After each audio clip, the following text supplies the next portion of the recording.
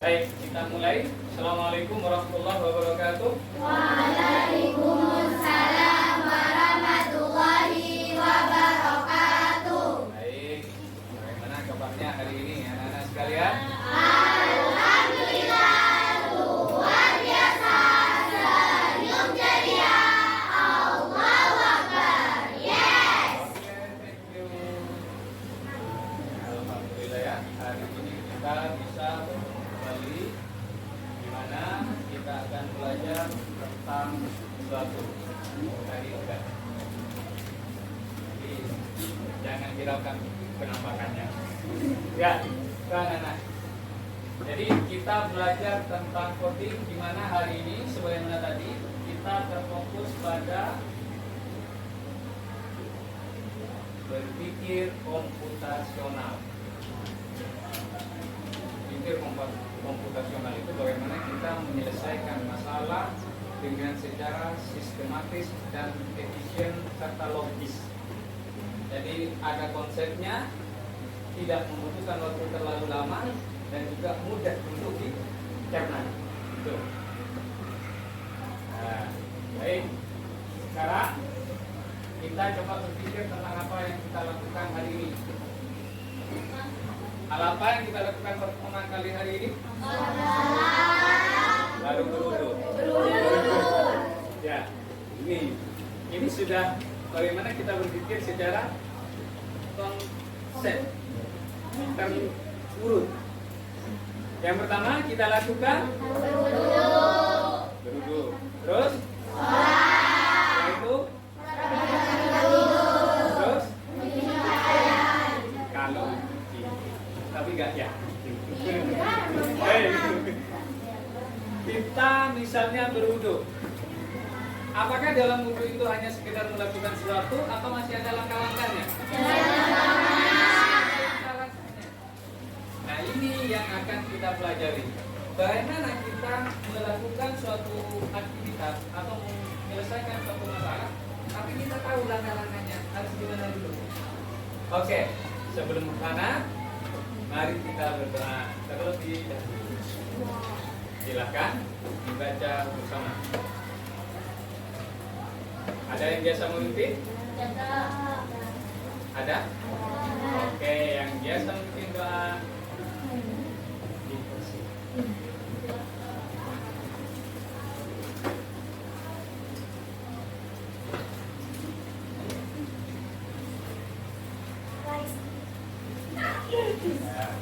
Raise your hand, please. Let's pray before study. Bismillahirrahmanirrahim.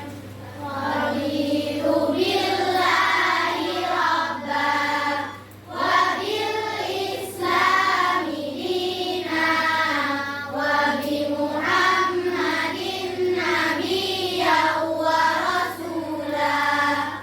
Rabbi zidni ilma warzuqni fahma. Amin. Oke, thank you.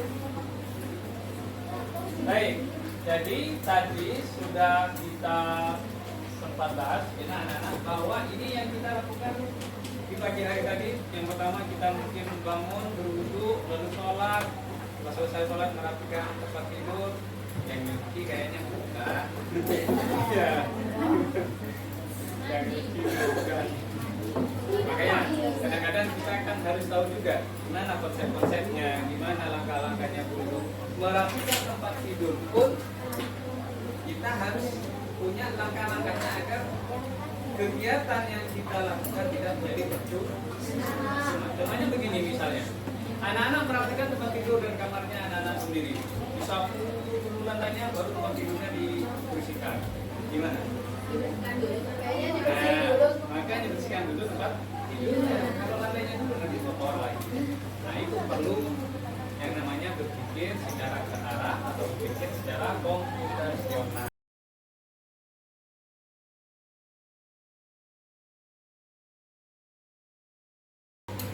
Bukan pembelajaran kita. Kenapa kita belajar berpikir komputasional sih? Pahit juga. Tujuannya apa? Biar kita mampu mengidentifikasi masalah baik masalah itu yang rumit ataupun yang sederhana. Masalah sederhana kita kalau pagi menyiapkan buku sarapan, apakah kita ganti baju dulu baru mandi? Itu masalah sederhana. Aktivitas sederhana itu. Entah Ustaz, saya bangun tidur, ganti baju, siap-siap sekolah lalu mandi. Ayo gimana? Bisa kayak gitu. Karena mungkin bisa berhasil kan. Kemudian menggunakan logika berpikir kritis. Kemudian sholat dan atau kalau misalnya saya sholat terlebih dahulu lalu ganti baju beres-beres, setelah ganti baju baru saya mandi. Nah, itu kritis. Kan anak-anak kalau ada sesuatu tentang hal dilakukan oleh guru atau bukan gitu, bisa nggak ngomong kayak gitu? Nanti sudah salah satu contoh kita kritis. Bukan itu, sini. Walaupun kata bahasa bukan itu kurang tepat. Yang tepat kalau menemukan suatu hal yang tidak sesuai dengan konsepnya, anak-anak bilang mungkin begini. Jangan langsung bukan gitu. Mungkin begini, coba. Ya kalau sekiranya bagus, ayo gitu ya. Kemudian menyampaikan solusi secara kolaboratif dan komunikatif. Makanya kita lagi untuk kelompok. Kenapa?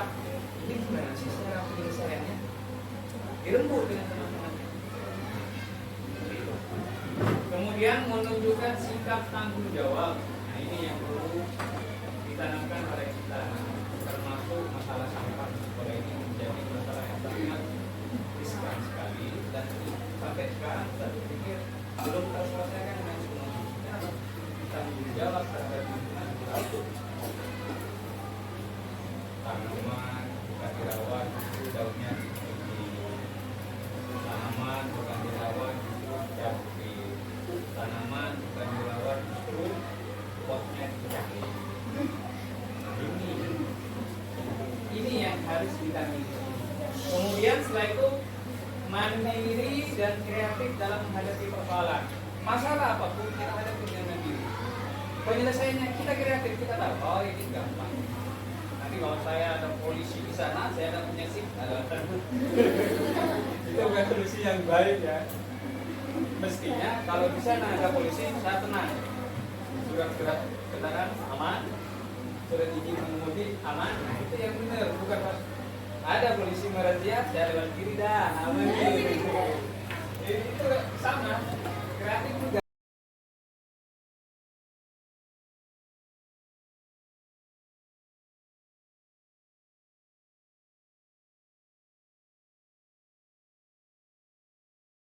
Selanjutnya, saat istirahat, seorang gadis berambut biru tanpa sengaja menjatuhkan pensilnya ke dalam saluran pembuangan. Teman-temannya melihat itu dan langsung kabur. Karena ada aturan, satu orang, satu pensil. Tanpa pensil, ujian tidak bisa dilanjutkan. Di saat itulah Reynard mematahkan pensilnya, lalu memberikan separuhnya pada si gadis. Gadis berambut biru itu sangat bahagia. Mereka pun masuk ke ujian berikutnya. Namun tingkat kesulitannya jauh lebih tinggi. Para peserta mulai panik. Beberapa menyerah di tengah jalan. Reynard juga terlihat gugup. Di saat itu, gadis berambut biru menyelesaikan jawabannya lebih dulu. Ia melemparkan jawabannya ke kaki Reynard. Tapi Reynard hanya melihatnya sebentar, lalu menendangnya menjauh. Lewat pengamatan cermat, ia akhirnya menemukan titik buta dalam soal-soal tersebut. Ternyata jawabannya tersembunyi di dalam pertanyaan itu sendiri. Ujian ini ternyata tentang logika dan pengamatan. Saat guru mengumumkan jawabannya, tak mengherankan, baik Reynard maupun gadis berambut biru berhasil lolos lagi. Akhirnya, hanya 5 siswa yang berhasil bertahan. Tapi masih ada satu ujian terakhir, yaitu tes praktik. Mereka harus menyeberangi sebuah ruangan, tapi tidak boleh menginjak kotak hitam dan putih. Meski ada beberapa kotak kuning, jaraknya sangat berjauhan. Gadis dengan pita di rambutnya langsung berkata, ini mustahil. Namun guru tak peduli dan ia langsung dieliminasi.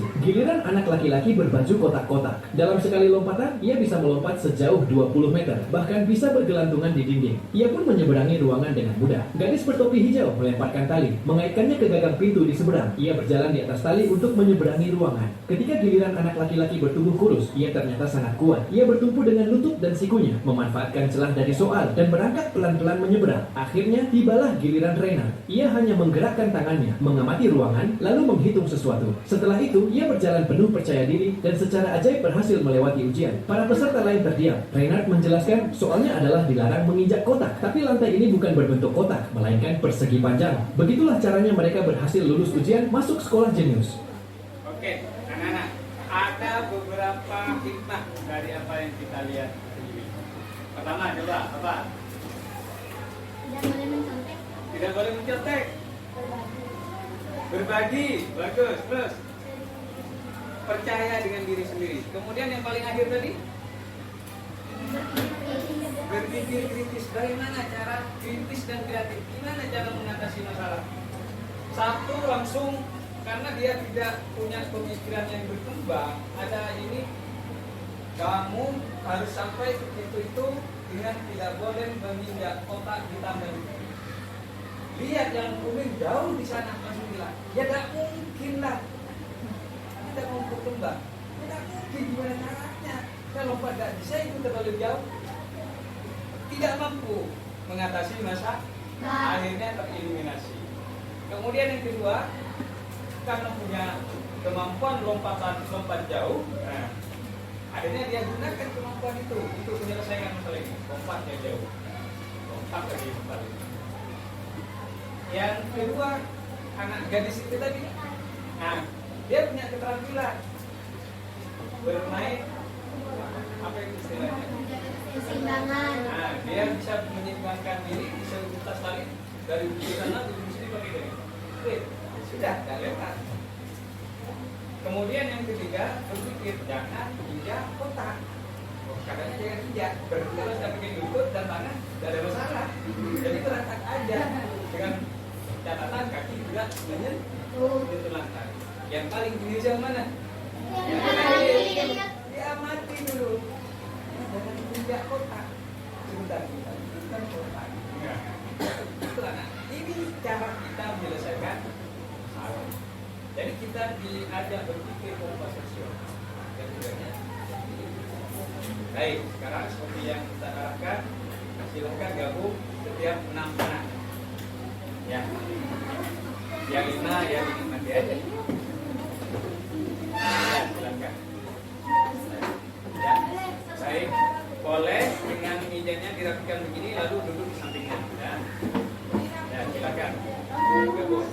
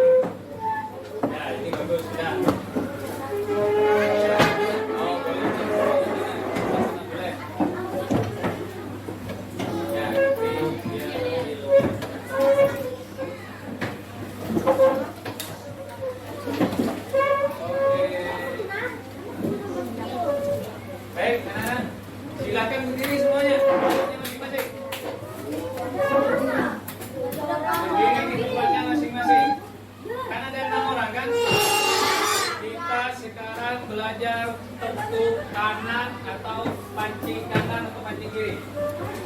Caranya seperti ini. Tangannya diangkat semuanya di depannya tangan kiri.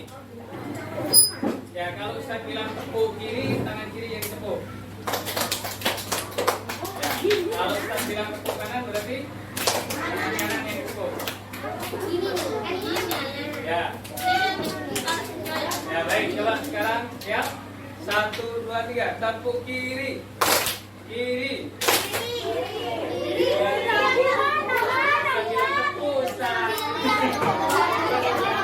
Baik. Tepuk kiri.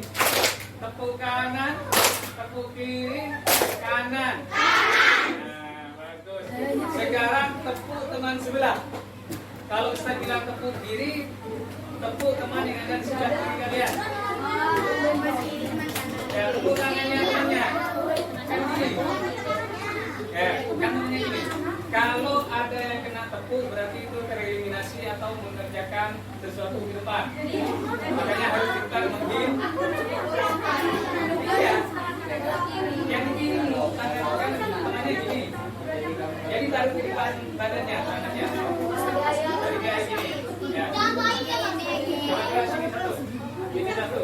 Nah ini, ayo, kita kasih contoh. Misalnya gini, ada tangannya gini. Kalau Ustaz bilang tepuk kanan, nanti tangannya ini yang ditepuk. Ini harus menghindar. Yang mau ditepuk usahakan menghindar. Dia menepuk temannya, tapi hanya tepuk kiri. Satu, perhatikan. Ustaz bilang tepuk kiri berarti tangan temannya yang ada di depannya itu kan yang kanan untuk menepuk ya. Yang ditaruh di bawah itu yang kiri. Sementara dulu tangan kanan diangkat, yang kiri depan. Coba tepuk kiri. Nah teman yang di sebelah kirinya yang ditepuk. Nah, bisa. Coba lagi tepuk kiri.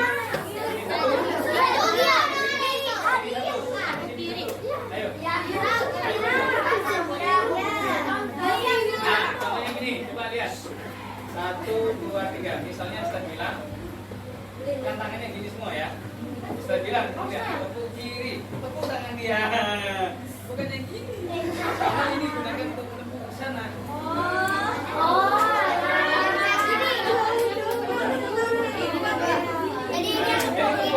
Tepuk tangan, kalau bilang tepuk kiri, berarti tepuk tangan temannya yang sebelahnya. Yang ditaruh di depan badan tangan kiri, semuanya. Yang digunakan untuk menepuk tangan kanan. Yuk. Yang digunakan menepuk tangan kanan. Coba 1, 2, 3. Tepuk kiri.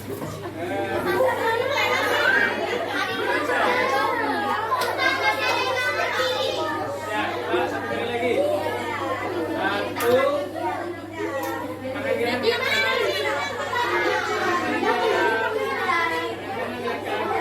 Tepuk kanan.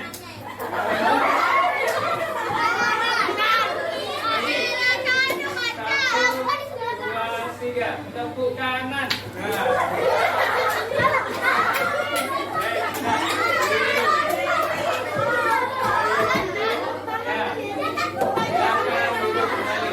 Kita ulangi lagi.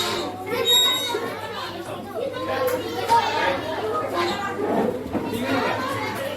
Karena kita masih mikir. Selanjutnya apa yang akan kita lakukan? Sambil perhatikan. Nah, kan sudah kan? Kita sudah bergerak. Baik. Selanjutnya berpikir komputasional. Nah, anak-anak bagaimana berpikir komputasional itu? Mari kita perhatikan. Berpikir komputasional adalah proses berpikir untuk menyelesaikan masalah dengan efektif dan efisien. Dalam ilmu komputer, proses berpikir ini dilakukan sebelum mulai menulis coding atau pemrograman. Jika sudah direncanakan dengan baik, maka coding yang ditulis akan sesuai dengan kebutuhan dan dapat diselesaikan dengan cepat dan tepat. Tapi ternyata berpikir komputasional juga bisa dilakukan tanpa komputer dan tanpa internet loh. Malah sebenarnya kita pun sudah menerapkannya dalam kehidupan sehari-hari. Mulai dari membaca buku, mencatat pembahasan pelajaran, hingga menyiapkan tas untuk sekolah besok. Wah, kalau kita sudah bisa menerapkannya setiap hari, berarti kita semua sudah mahir dong. Eits, belum tentu. Contoh-contoh tadi kan menerapkan berpikir komputasional pada masalah yang sederhana. Masih banyak nih masalah yang lebih kompleks, seperti misalnya mengatur keuangan bulanan, apa yang harus dilakukan kalau kamu tersesat di tempat baru, hingga memilih jurusan dan karir. Lalu yang lebih penting lagi, ketika kamu dewasa nanti, kamu akan menghadapi era industri 4 dan bahkan 5. Di sini kamu perlu kecakapan untuk memanfaatkan dunia digital. Nah, kalau begitu, bagaimana agar kita bisa berpikir komputasional? Sekarang kita bahas ya, 4 landasan dari berpikir komputasional. Yang pertama, dekomposisi. Dekomposisi artinya membagi masalah kompleks ke bagian yang lebih kecil agar mudah diselesaikan. Misalnya, kamu ditunjuk jadi ketua panitia lomba 17-an. Maka, untuk memudahkan pelaksanaan, kamu bisa menunjuk panitia bagian acara, konsumsi, publikasi, keamanan, dan lainnya. Yang kedua, pengenalan pola. Artinya mencari kesamaan dan pola di antara bagian-bagian masalah kompleks yang sudah dipecah. Misalnya, kamu hendak melipat dan menyimpan jemuran di rumah, maka kamu perlu bisa mengenali jemuran milik ayah, ibu, kamu, adik, dan milik bersama seperti spray, handuk, dan lainnya. Ini karena jemuran-jemuran itu perlu disimpan di tempat yang berbeda. Yang ketiga, abstraksi. Artinya fokus pada informasi yang penting saja, mengabaikan detail yang tidak diperlukan. Misalnya, kamu hendak menceritakan pengalamanmu berwisata ke luar kota. Tentunya kamu mengalami banyak hal dari mulai berangkat di bus, berfoto bersama, makan di restoran, menginap di hotel, hingga perjalanan pulang. Tapi nggak mungkin kan kamu ceritakan semua kejadian dengan detail pada teman-temanmu. Pasti mereka bosan kalau kelamaan. Jadi kamu harus menyaring beberapa kejadian yang menarik saja untuk diceritakan pada teman. Yang terakhir, algoritma. Artinya membuat langkah-langkah penyelesaian atau membuat aturan yang diikuti untuk menyelesaikan masalah. Misalnya kamu diberi daftar belanja di supermarket oleh ibu. Ada minyak goreng, telur, roti, sayur, dan kopi. Lalu kamu harus buru-buru karena ibu sudah mau memasak dengan minyak goreng itu. Nah, kalau seperti ini, satu cara yang efisien misalnya mulai dengan mengambil barang yang paling dekat dari pintu masuk hingga terakhir yang paling dekat dengan kasir. Nah, itu dia 4 landasan berpikir komputasional yang perlu diterapkan untuk memecahkan masalah yang kompleks. Oke, itu anak-anak.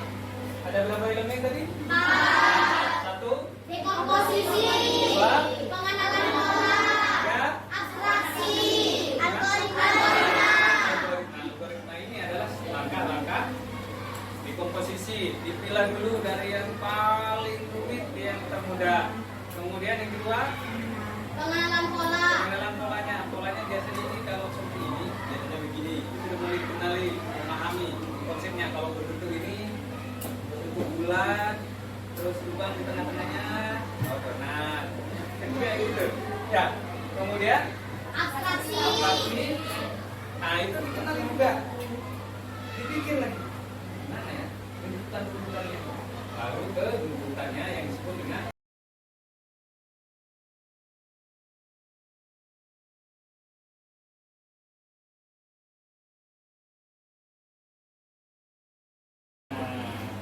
tugas sederhana untuk anak-anak. Kita perhatikan. Satu contoh soal computational thinking. Dalam bis studi wisata, ada 3 kelompok anak yang akan diantarkan ke 3 tujuan berbeda. Bis berhenti pertama di restoran, lalu hotel, dan terakhir di museum. Hanya ada satu tempat penyimpanan koper di samping bis, yang hanya bisa dibuka dari satu pintu. Sopir bis ingin mengatur koper-koper penumpang hingga mudah dikeluarkan. Bantu supir bis menentukan urutan memasukkan koper-koper itu ke dalam tempat penyimpanan. Pertanyaan, koper kelompok anak yang mana yang dimasukkan terakhir? A. Anak yang ingin pergi ke museum. B. Anak yang ingin pergi ke restoran. C. Anak yang ingin pergi ke hotel. Atau D. Yang mana pun boleh. Sekarang Soal ini dirembuk dengan kelompoknya. Tugasnya itu tadi pertanyaannya begini. Di sini anak-anak melakukan sebuah perjalanan yang menggunakan bus. Sedangkan banyak barang yang dibawa oleh bus itu. Tempat penyimpanan barang di bus ini hanya ada satu pintu di sebelah kiri, jadi tidak ada di sebelah kanan. Sedangkan tempat yang akan dituju akan berangkat dari sekolah kita misalnya menuju ke restoran, setelah itu lanjut ke hotel, setelah itu lanjut ke museum dengan beberapa anak tujuan masing-masing. Misalnya di kelas ini 36, 10 anak ke hotel, 10 anak ke museum, 10 anak ke restoran. Sekarang namanya lagi itu bisa mana lagi? Baik, bagus. Ya. Sekarang yang perlu diselesaikan oleh anak-anak, karena tempat barang di bus ini hanya satu pintu di sebelah kiri, bagaimana cara menaruh barang-barang anak-anak yang mau berangkat itu, baik yang ke restoran, yang ke hotel, dan ke museum. Kita diminta membantu sopir untuk menaruh barangnya. Barang siapakah atau barang anak yang mau kemanakah yang dimasukkan terlebih dahulu, kemudian mana barang anak yang mau kemanakah yang dimasukkan terakhir? Pertanyaannya dirembuk dengan temannya, nanti harus punya alasan. Kalau saya dibolehkan apa ya, mungkin nanti diingat. Dirembuk dengan temannya. Barang yang dimasukkan paling akhir, barangnya anak yang mau kemana?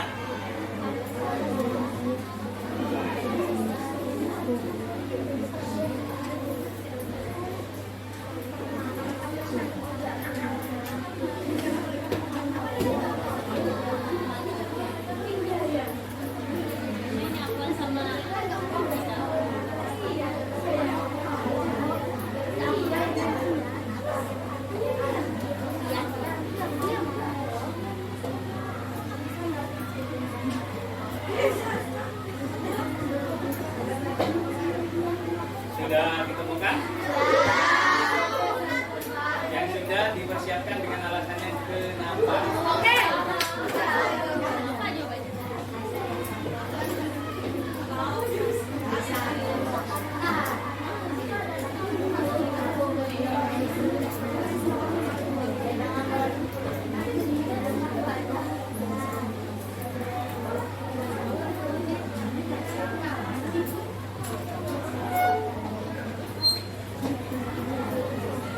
Ya. Oke. Dan kasih waktu 30 detik dari sekarang. Ada yang sudah.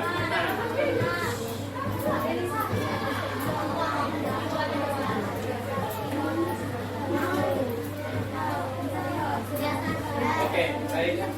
10 detik lagi.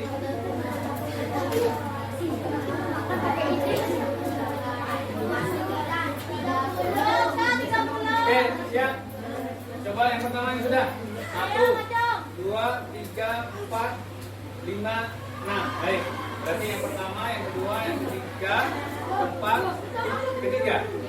3, keempat, 5, 6. Coba dari yang terakhir, yang ke-6. Pilih yang mana? 6, ayo 6. Pilih yang mana? Jawabannya di sini dulu. Pilih yang mana? A, B, C, atau D? B. Anak yang ingin pergi ke restoran. Coba alasannya kenapa?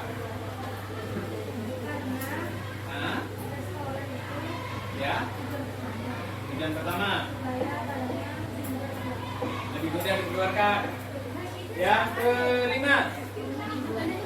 Ya, harus beda dan apa? Yang penting ada alatnya. Ayo, ayo. Yuk.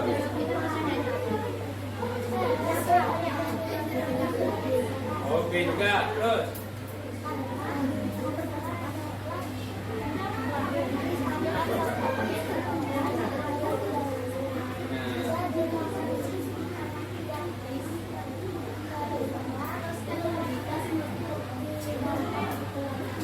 Karena kalau di sana karena restoran tujuan pertama, kalau di sini karena kronologi terlebih dahulu. Coba yang keempat. Ya, yuk. Ya, yang mana? Oke. Baik, anak yang ingin pergi ke hotel. Ya. Terus kenapa beda itu tidak masalah? Yang saya punya solusi ini. Loh, Hasil kelompok. iya, karena hasil kelompok.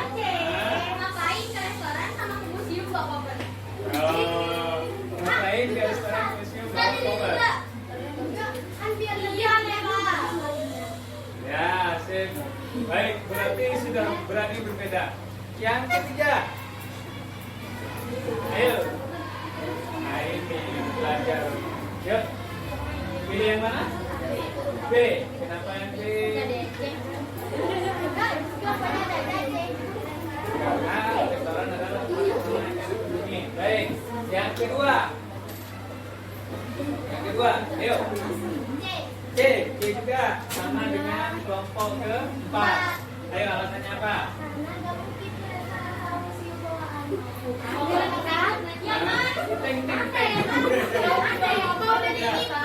Terus bagus. Kemudian yang terakhir yang pertama, pilih yang mana? B. Kenapa?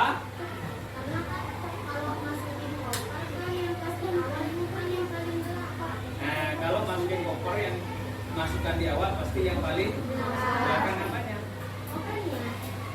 Belakang kopernya. Itu masukin kopernya itu ya kalau dikali hasil itu berarti awal kan itu kan sebenarnya Nah, yang terakhir. Ya, baik.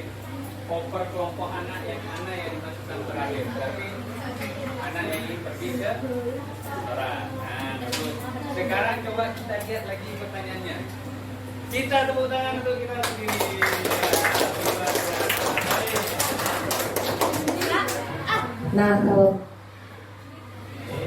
Nah kalau begitu bagaimana?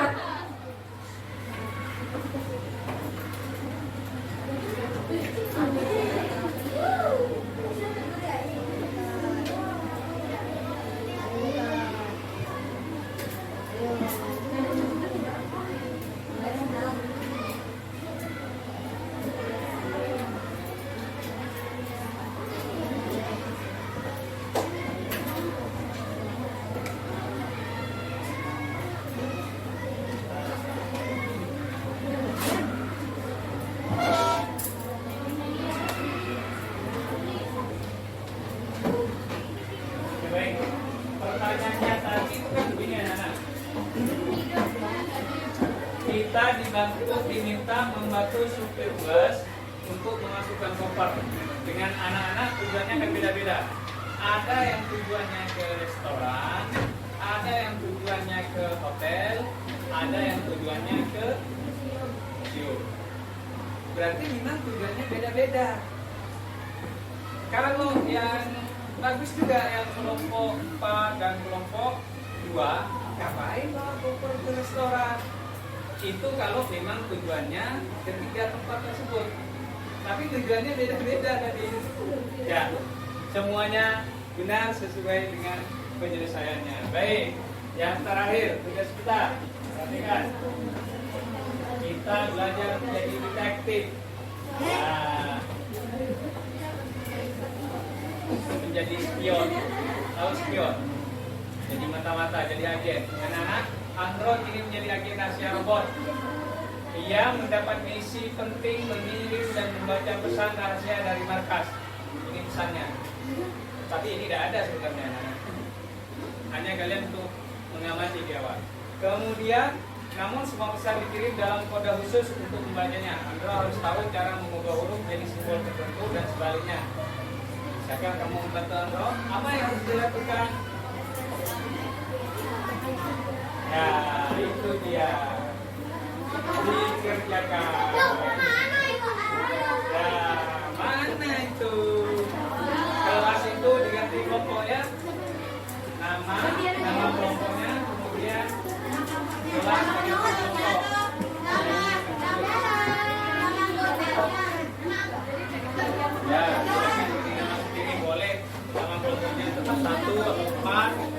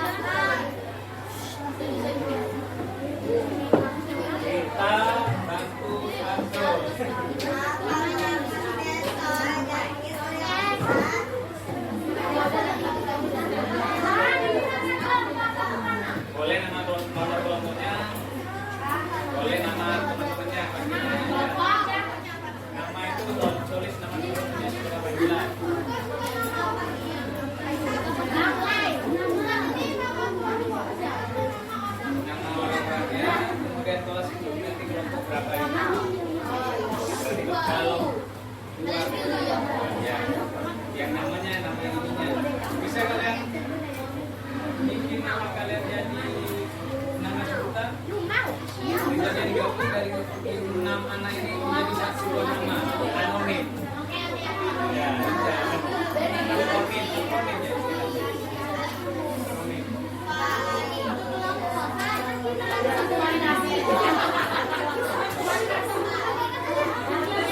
Baik,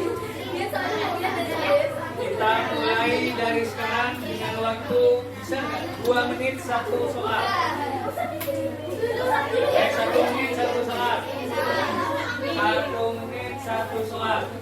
Kita hitung dari sekarang. Setelah 1 menit kita minta siapa yang sudah selesai. Kelompok mana yang sudah selesai?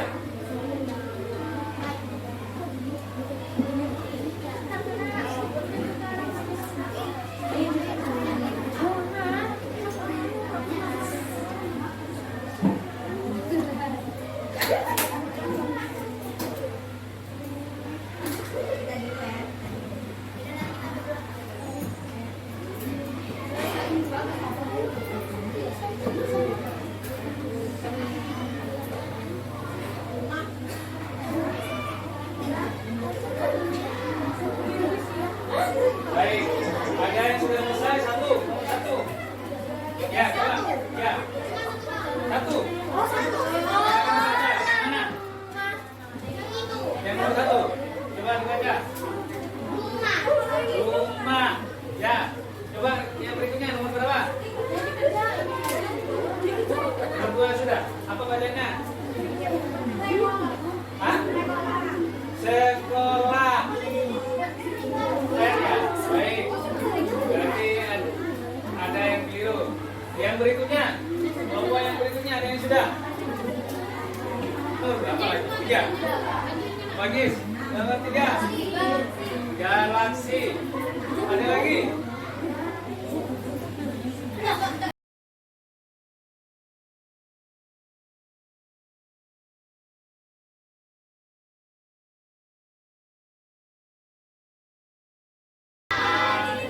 Hai. Halo. Hai. Ternyata banyak anak-anak yang sudah mampu membantu Andro. Selamat untuk Andro. Hampir 36 anak sudah bisa membantu. Baik, berikutnya. Nah, refleksi. Apa yang kamu lakukan untuk menjaga simbol itu tadi? Ada yang bisa? Untuk menjaga simbolnya gimana caranya? Kerjasama dengan kelompok yang kedua. Mengamati kodenya dengan baik. Penting baca. Yang kedua, apakah ada pola khusus? Ada. Contohnya? Segitiga kuning, segitiga warna krem. Segitiga tetapi dengan warna yang Berbeda. Jika saja sandinya dijati, bagaimana kamu menyesuaikan strategi nanti? Maka disesuaikan dengan rumus. Ya. Nah, itu. Ya, tepuk tangan sekali lagi untuk kita anak-anak. Seru nggak? Baik. Selanjutnya adalah kesimpulan. Perhatikan, berpikir komputasional itu adalah cara berpikir yang digunakan untuk menyelesaikan masalah dengan cara yang lebih sistematis dan efisien, terukur dan lebih cepat. Demikian anak-anak, terima kasih. Baik, kita tutup dengan ucapan hamdalah bersama.